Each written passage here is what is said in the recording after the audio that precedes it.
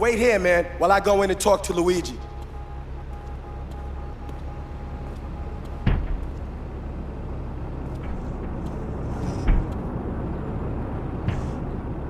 Grand Theft Auto 3 needs no introduction. It's a landmark title. It not only shifted the franchise from 2D to 3D, but also introduced the world to a new kind of sandbox. Open-world games had been around, but nothing like what was on display in Grand Theft Auto 3. Developed by DMA Design, now known as Rockstar North, and published by Rockstar Games, Grand Theft Auto 3 was released for PlayStation 2 in October 2001, PC in May 2002, and Xbox in October 2003. For this review, I played the PC version. Grand Theft Auto 3 was a groundbreaking title for its time, and it opened the floodgates for other similar titles that many at the time referred to as GTA clones. The spring now, you're hiring my real shooter.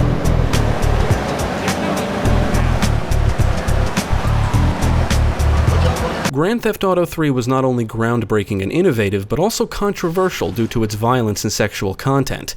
There are people, to this day, that still think the Grand Theft Auto titles are all about mindless killing and having sex with hookers.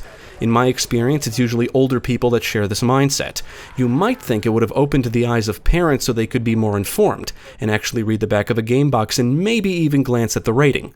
But no, ignorance is bliss, I guess. Grand Theft Auto 3 is not the only game in the franchise to generate controversy either, and like other violent games that came before it, including Doom and Mortal Kombat, just to name a couple, over the years people have tried blaming the violent actions of children on the franchise.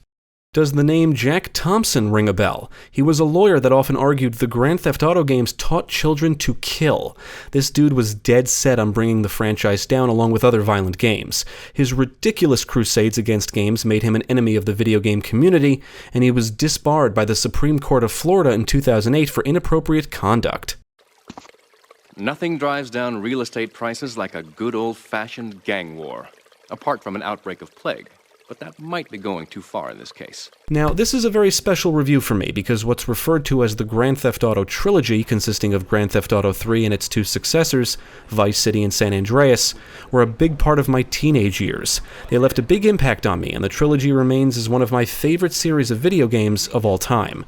I cannot tell you how many times I've completed this game, but it has been a while since I last played it, so I was excited to jump back into it again for this review.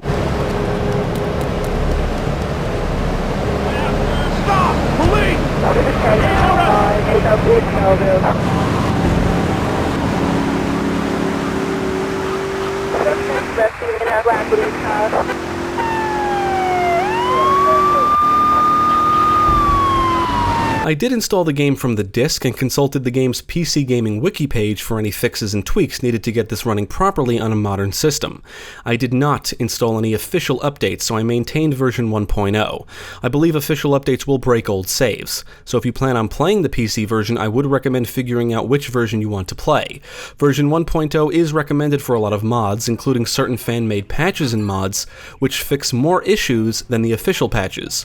Now, I would highly suggest installing the Silent patch, which fixes numerous things. Grand Theft Auto 3 does officially support 16:9 resolutions, but it comes with some eyesores like a stretched HUD among some other things, so I would recommend installing 13AG's widescreen fix.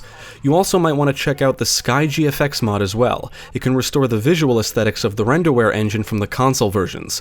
Now, personally, I prefer playing these games with a controller, so I did download and install the G-Input mod, which adds support for X-Input and DualShock 3 controllers, and even includes the appropriate button prompts. I have put a link to everything I installed in the description below. I did not install anything that changes the gameplay or vanilla experience.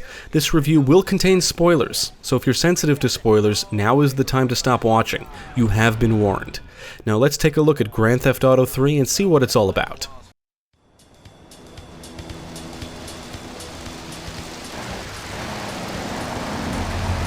Grand Theft Auto 3 is a satirical look at what was, at the time of release, modern-day America. Set in the fictional Liberty City, the story centers on a nameless and silent protagonist who was shot and left for dead by his girlfriend Catalina during a heist. He's arrested, and during his transport to prison, the transport vehicle is ambushed by the Colombian cartel who abduct a different prisoner. During the chaos, the protagonist and his new friend 8-Ball escape, and so begins his quest for revenge. He makes his way around the city working for different criminals and shady characters. The protagonist does actually have a name, but it's not revealed in this game, so I will not spoil it.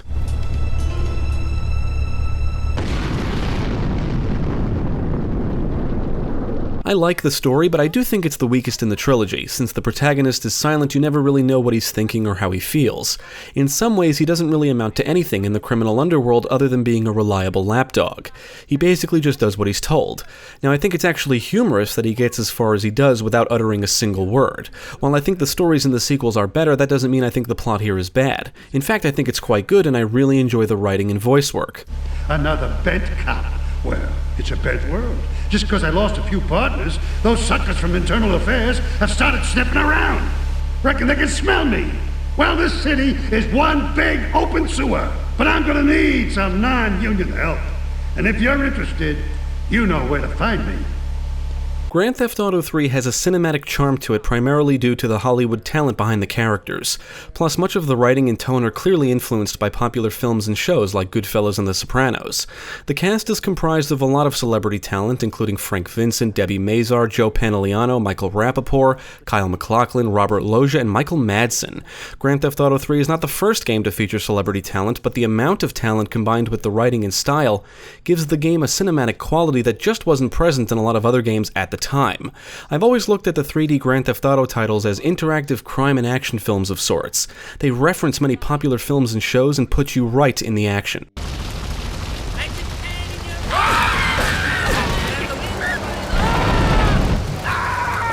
If you've played any other open-world games since the release of Grand Theft Auto 3, then there should be no real surprises here. The player is put in the shoes of the protagonist and can walk, run, and jump. He cannot crouch or swim. If you end up in water, you die. The same goes for NPCs. Nobody in this world can swim, apparently. For its time, Liberty City was a rather large place, and it's populated with pedestrians and vehicles on the roads. There's all kinds of vehicles like cars, trucks, and vans that you can drive.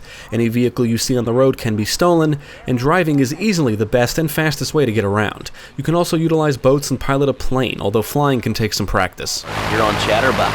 Yeah, I love the show. Love your people's opinions. Nothing made this country great. People. The story plays out in missions given by NPCs. Their icon will appear on the radar or minimap. You go see them, they tell you what to do, and you go do it. If you die, get arrested, or fail a mission for whatever reason, you do have to start the mission over from the beginning. And unfortunately, there's no quick way to restart missions. You will have to travel all the way back to the mission start point. You're typically rewarded with money for completing missions, but sometimes you'll be rewarded with something special.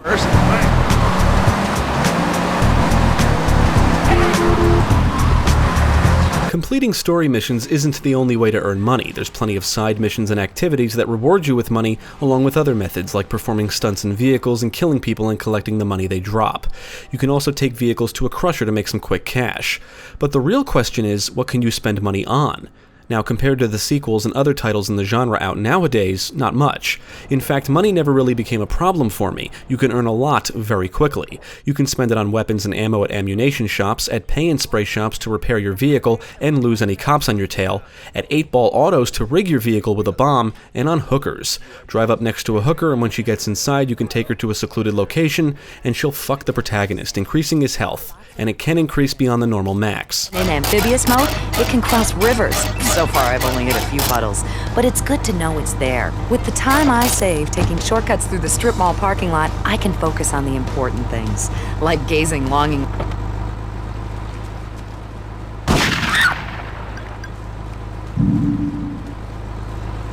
Grand Theft Auto 3 does feature a wanted system. Committing enough crimes or crimes in view of police will attract police attention, represented by wanted stars. The more stars you acquire, the more aggressive the police response. They'll chase you down on foot, in vehicles, and cops will set up roadblocks. Eventually, police helicopters, SWAT, and the FBI will come after you.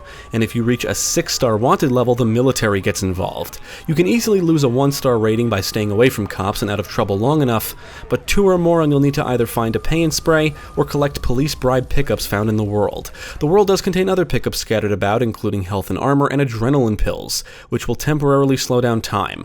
Weapons can also be found throughout the city, and you can store each of them in your inventory and switch between them on the fly.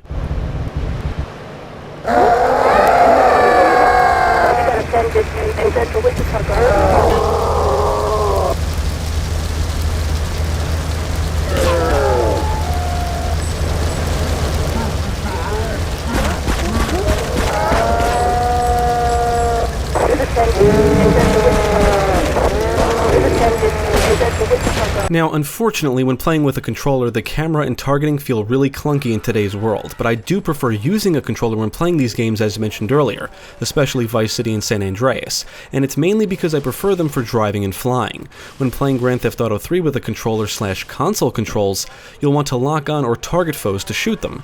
However, that doesn't always mean you'll hit what you're aiming at or locked onto, and the camera takes a couple of seconds to focus on your target, which can be annoying.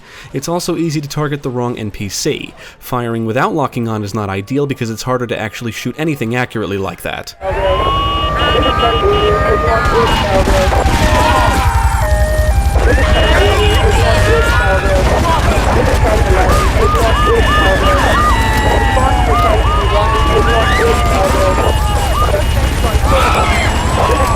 Needless to say, the targeting mechanics have aged terribly, and so has the camera.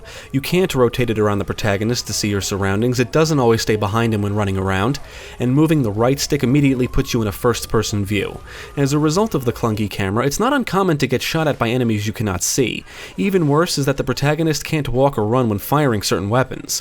This makes the micro SMG one of the best weapons in the game, because you can fire it while moving, and it's also the only gun you can use in vehicles to perform drive-by shootings.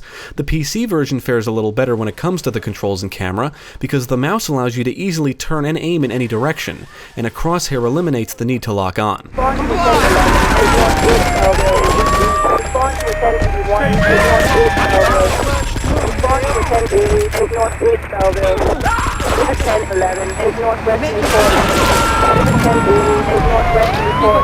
Now, Grand Theft Auto 3 is a real showcase for the developer's knack for world building and attention to detail. There's all kinds of fictional in-game ads and references to companies and brands you never really interact with in the game.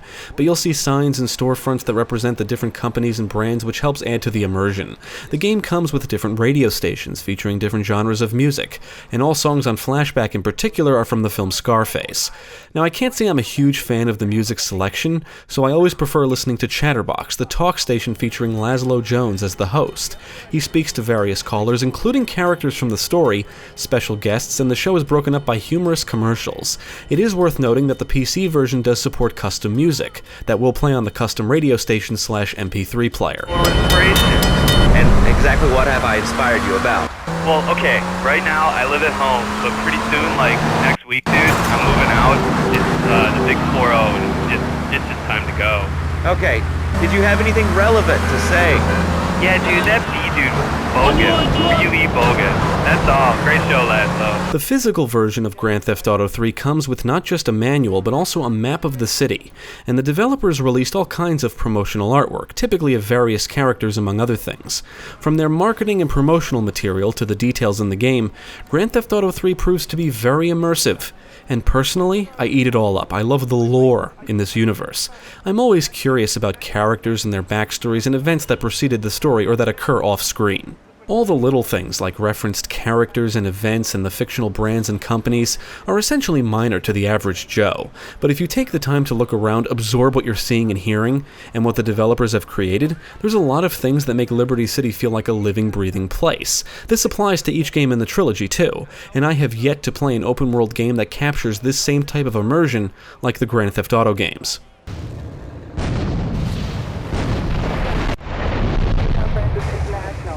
As it relates to immersion, there's a lot of things in Grand Theft Auto 3 that help immerse the player into the experience. For one thing, there's a day-night cycle and different weather conditions like rain and fog. For the most part, the pedestrians behave like actual people. Pedestrians in cars will actually stop at red lights. When the bullets start flying, they will scream and flee, and the ones in cars will try and speed away. Some pedestrians are thieves that will try and steal your car. Sometimes the pedestrian you stole a car from will try and pull you out and attack you. Some cars are actually locked and you can't break into them, and stealing certain parked cars results in the car alarm going off. When someone is killed, paramedics will arrive to revive them. When you blare the sirens of an emergency vehicle, traffic vehicles will slow down and pull over. This all sounds minor today, but I think it was all pretty impressive for the time this came out. These kinds of things make the city feel alive and realistic, which helps immerse me into the world. Free Kevin! Alright, we're talking about short guys, killer bees, the Magna Carta, well, the red light on the wall is flashing, which means that the owner of the station has an important announcement to make. Let's go live to his office. Now, that's not to say Grand Theft Auto 3 feels completely realistic. For one thing, there's never enough pedestrians and cars on the streets to make Liberty City feel like a truly heavily populated urban location, like New York City, for example. All the pop-in doesn't help either. Granted, bumper-to-bumper traffic would make getting around a pain, and I'm sure technical limitations play a role, but sometimes the streets feel a little too empty. It's not uncommon to see a car coming, then you turn around and back again only to see that it disappeared. It becomes obvious that vehicles will frequently spawn near you and usually out of view. Emergency responders often cause more problems than they resolve. For example, police cars, ambulances, and fire trucks will often crash into other vehicles and run numerous people over on their way to their destination. Also, the police only respond to the crimes you commit. People could be shooting each other in plain view of the police and they do nothing. Taxis are just around for show and the taxi side mission. You'll never see them actually pick anybody up or drop anybody off. Ah, that's lovely, thanks. Next caller, you're on Chatterbox. That last guy was so full of crap. Everyone knows women are... Okay, great, another lunatic. What made Grand Theft Auto 3 special for its time is basically everything about it. Once you take control of the protagonist, you're free to do whatever you want. Freedom is what it's all about. There wasn't anything quite like it before. It's not like now where open-world sandbox titles are a dime a dozen. This was fresh and different. And it's a window to a criminal fantasy. You see a car, you can steal it. You see a person, you can kill them. You can go on rampages, shooting sprees, blow shit up, set people on fire, have sex with hookers and then kill them and take their money, and drive into a crowd of pedestrians. Totaled your car? That's okay, just steal another one. And what's the consequence for committing all these crimes? Police attention. Wanted stars. But that can also make things more enjoyable, especially if you're just messing around and not on a mission. You can get into car chases and shootouts with the police. If you get arrested or die, you lose your weapons and armor, but I always had more than enough money to buy more, and you're simply thrown right back into the world at a police station or hospital.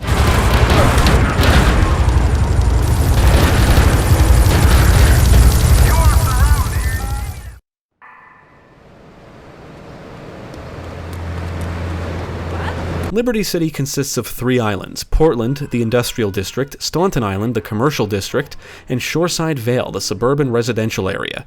You start on Portland and must unlock the other 2 by advancing the story. Clearly influenced by American East Coast cities, each island is distinct and they are connected by bridges and tunnels. You have the option of using the subway and you can take a train around Portland.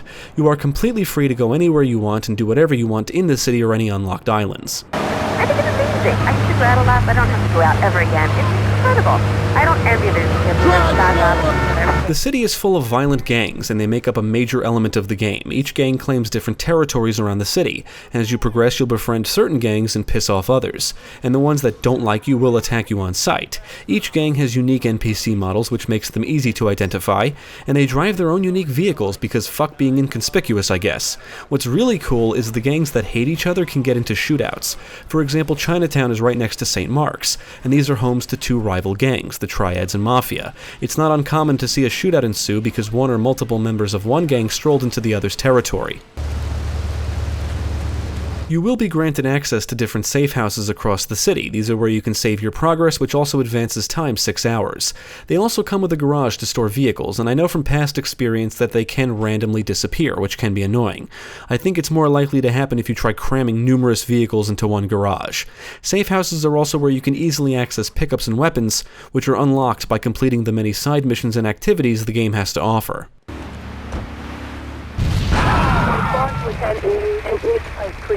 For its time, Grand Theft Auto 3 offered a lot to do, and when it comes to these games, I always go for 100% completion.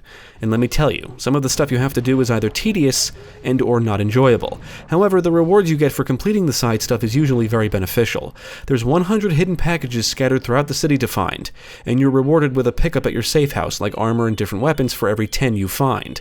Finding them all without a guide would be a real bitch, and I don't find collecting them to be fun, and I never have. It's just time-consuming and tedious. There's also unique stunt jumps to complete. There's a lot of ramps and jumps in the city, but only 20 of them count towards 100% completion.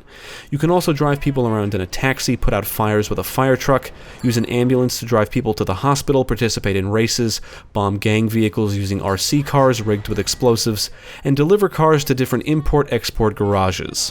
Hey, sometimes you need a little help navigating life's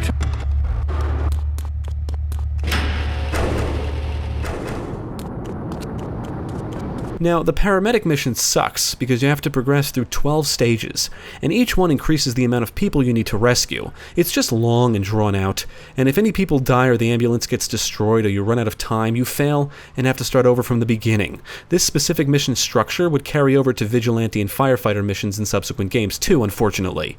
In Grand Theft Auto 3, you need to complete 20 Vigilante and Firefighter missions on each island for 100% completion. That means putting out 20 fires and eliminating 20 threats on each island, and luckily you do not have to complete them in succession. I find the most boring side mission to easily be the taxi. You simply have to complete 100 fares, which I find to be excessive considering how dull the activity really is.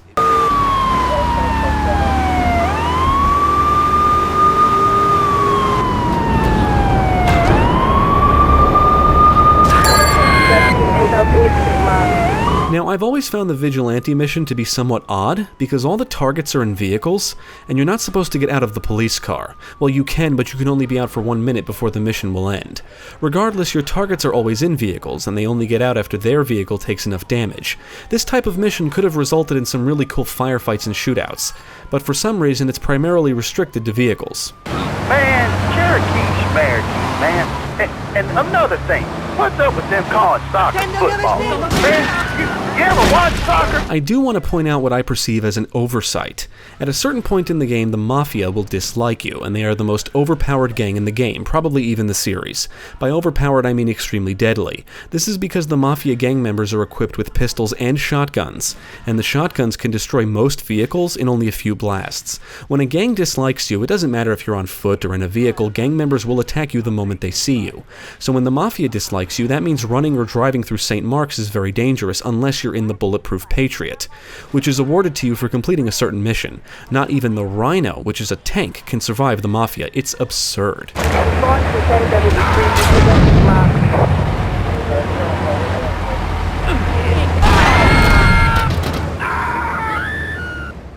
Now, this is a problem if you're going for 100% completion, because you'll inevitably have to visit St. Mark's to do something. Gang members are always roaming the streets and driving vehicles around their territory, so you will most likely encounter one or more Mafia goons with shotguns in St. Mark's, and this basically means it would be impossible to complete the Paramedic mission in Portland after reaching the specific point in the story. Luckily, you can complete it on any island. However, it does make the Vigilante and Firefighter missions more challenging than they need to be. You will end up pissing off other gangs as you progress, but most of them are not equipped with weapons that can drop you or destroy your vehicle in a matter of seconds. So ultimately, it's better to do everything you can possibly do in Portland as early as possible. It should also be noted that if you don't complete certain rampages early enough, gangs that dislike you can make trying to complete them really frustrating.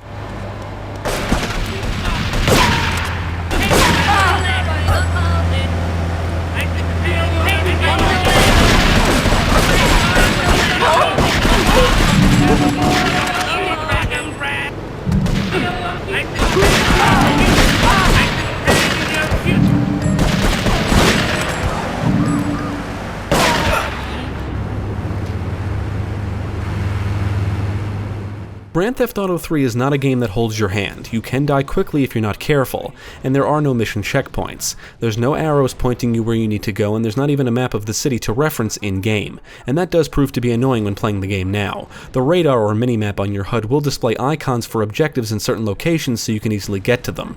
Now, if you were to reference a guide with a map that shows you where certain things are, like hidden packages or stunt jumps for example, it's not super helpful if you don't know the city or exactly where you're located within it.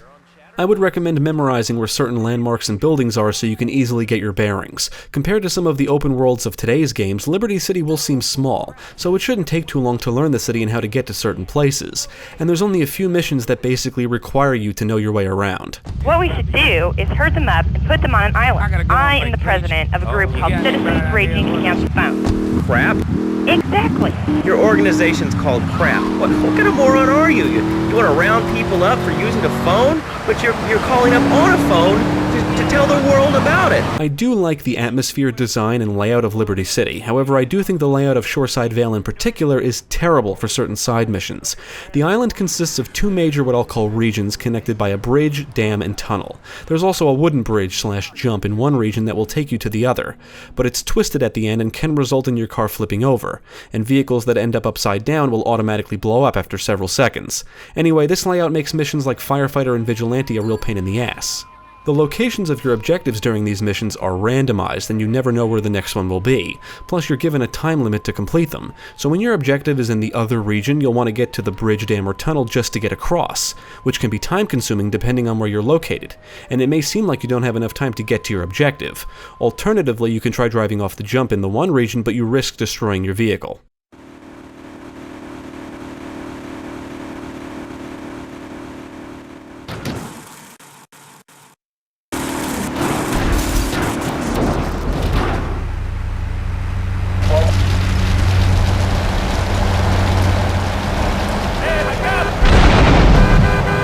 The story mission objectives vary, and most of them involve some form of violence. You'll have to kill people, rescue people, drive people around, evade police, steal cars, retrieve items, and destroy things.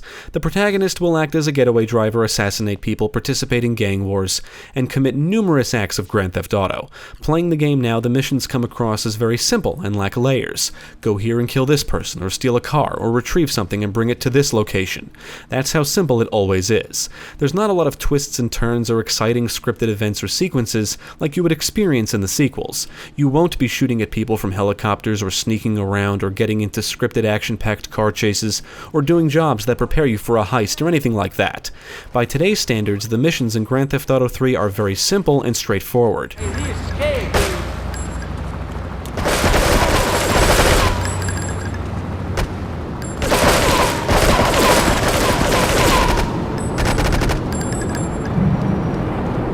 Now I'll talk a little bit about the controversy which surrounded the game during its heyday. Much of it stems from the violence and sexual content. By making the jump to 3D, Grand Theft Auto 3 looks and feels a bit more realistic than its 2D top-down predecessors. You can beat people with bats, set them on fire, and blow off body parts. Liberty City is based on real-world urban locations. Most of the characters are essentially stereotypical criminals, and almost everything in the game is based on something in the real world. You're not casting spells, slaying monstrous creatures, or utilizing any kind of superpowers. The game is rooted in reality, and the developers designed it to be satire and a parody of American culture. Whether or not the humor lands is up for debate. It's also clearly not designed for children. That said, Grand Theft Auto 3 is a violent game, and there's nothing stopping the player from being a mass murderer. Love the show, Laszlo, or Mark, or John, or Beverly, whatever your name is. All right, next call.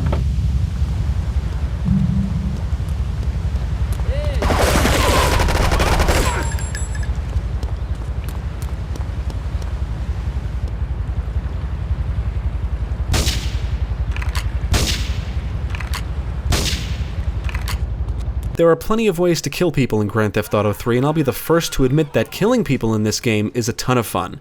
In fact, I spent most of my time in these games just killing random people, and I enjoyed the subsequent police chases and shootouts as a result.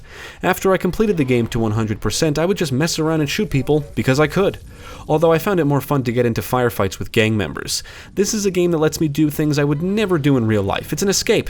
Liberty City is a sandbox. You can do whatever you want, and that's one of the reasons why it's so much fun. That's the big appeal. But context is important. The protagonist is a criminal who works for other criminals. Shootouts encountered in the story always involve other criminals or police who are trying to stop the protagonist. The game makes it clear that he's a bad guy and in a world full of terrible people.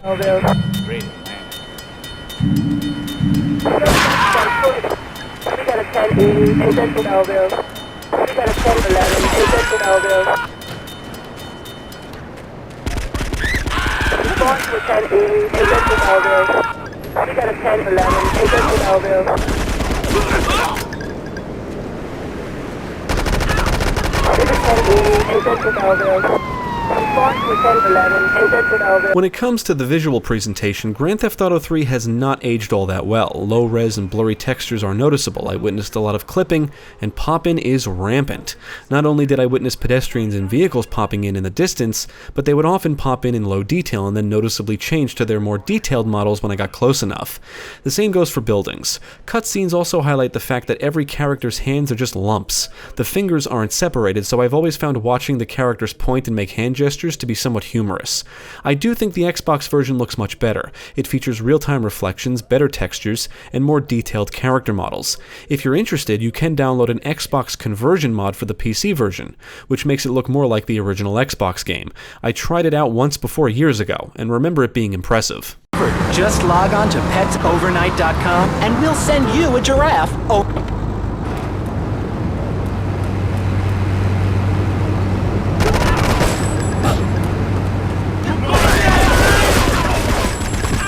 The audio side has aged a little better. Liberty City actually sounds like a city, complete with the humming of engines and horns honking as vehicles drive by, and pedestrians saying and shouting random shit as they walk around. Weapons sound satisfying and explosions are booming. On the technical side, I cannot say I encountered any bugs or issues, and the game ran smooth. Every time you enter a different island, you're greeted with a loading screen, and in my experience playing the game on modern hardware, the load times are less than 3 seconds, essentially making them a non-issue, at least for me. Nudity is back. A lot of people are into nudity and really understand the spiritual side. What? Of hanging out with loads of naked chicks? I mean, I see the fun in it, but I just think clothes have distinct advantages, like not accidentally cooking yourself, or... Grand Theft Auto 3 is a historical landmark in the world of video games. Whether you like the game or not, it changed things. It's a phenomenal title and one of the greatest games ever made. But that's not to say it's perfect, it certainly has problems. Some of the issues were even problematic during the game's heyday, and have only gotten worse with age. When playing the console versions or with a controller on PC, the camera and targeting proved to be awful and frustrating. This is my biggest issue with the game and was even a problem when the game was in its prime. Other than that, most of the other issues I have can be forgiven. Grand Theft Auto 3 is a product of its time, and this was groundbreaking stuff. The scope and ambition of what was actually on display here was seriously impressive in 2001.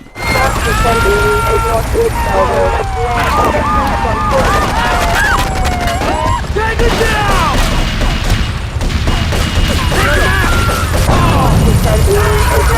Like the other two titles in the trilogy, I played Grand Theft Auto 3 religiously during my teenage years. I've easily invested hundreds of hours into each game across all platforms. Vice City was my gateway to the franchise, then I got my hands on 3, and San Andreas was the first game I acquired at launch. The developers created a universe that completely won me over.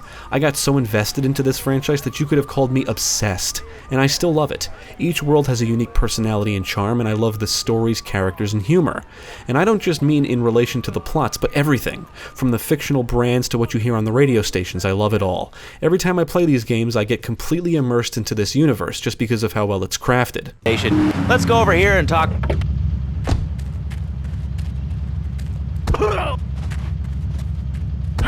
As much as I love the game, it's hard not to notice some of the improvements that were made in the sequels, and I have to say I'm spoiled by some of the features and conveniences of modern games as well. Having no mission checkpoints can be frustrating, as is having to travel all the way back to a mission start point just to start a mission over again. Having no in-game map to reference can be aggravating if you're trying to get somewhere specific that's not an icon on the radar or minimap, and I find much of the side content to be either tedious or simply not enjoyable. I can forgive it all somewhat because Grand Theft Auto 3 broke new ground for its time, but why some of it was made even more tedious in the sequels, I'll never understand. I also think the protagonist's relationship with gangs and how it relates to certain side missions is either an oversight or just bad design. If you don't complete certain side stuff early, it's just going to be more challenging later on, and not necessarily in a fun way. Excuse me, sir. Do you enjoy your job here? It's fun. We get to play with knives. I see. Is there a real sense of teamwork? My friend Joey sewed his hands together. Wow, you're learning some real skills. How about the salary and benefits? Yesterday, I made $1. See, that's the kind of dedication we have to our employees and the quality of our shoes. Eris running shoes. Always running from something. The Grand Theft Auto franchise has a large modding community, and there are plenty of mods out there for Grand Theft Auto 3 that change or add all kinds of stuff. From visual improvements to gameplay changes, there's plenty to keep you occupied. Even I made some mods for these games. Nothing too significant though. I was really fascinated with the gang stuff when I was younger. Seeing them randomly engage each other in firefights in the streets was the coolest thing to me. I actually made a mod that removes pedestrians and fills the streets with gang members. It wasn't hard to make, I simply changed the values in a data file. I called it Gangland. In retrospect, it's not a very good mod. At the time, I intended it to be used with a trainer to maintain infinite health. Otherwise, you would probably die the moment you step away from your safe house. But since the development of Clio and script mods, a trainer is no longer needed. The mod works great with an infinite health script. It was really a mod just for me, because I loved running around and getting into shootouts and seeing the gangs all go after each other.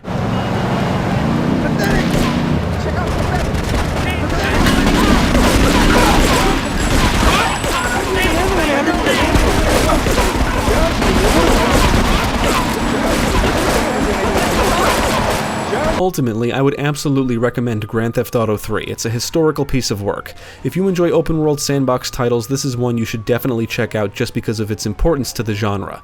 Not everything about it has aged well, but it can still prove to be a lot of fun, and Liberty City is still one of the most atmospheric and immersive worlds I've ever explored. Grand Theft Auto 3 marks the start of one of the greatest video game trilogies in history. Definitely check it out.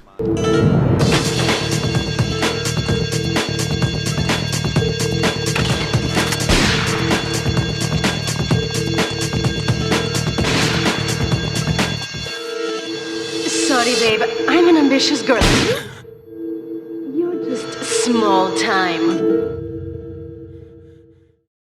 Thank you for watching. If you enjoyed this video, check out the rest of our channel, follow us at the links below, and you can also support us on Patreon. If you're interested in more gaming content, check out our friends over at Gamecast.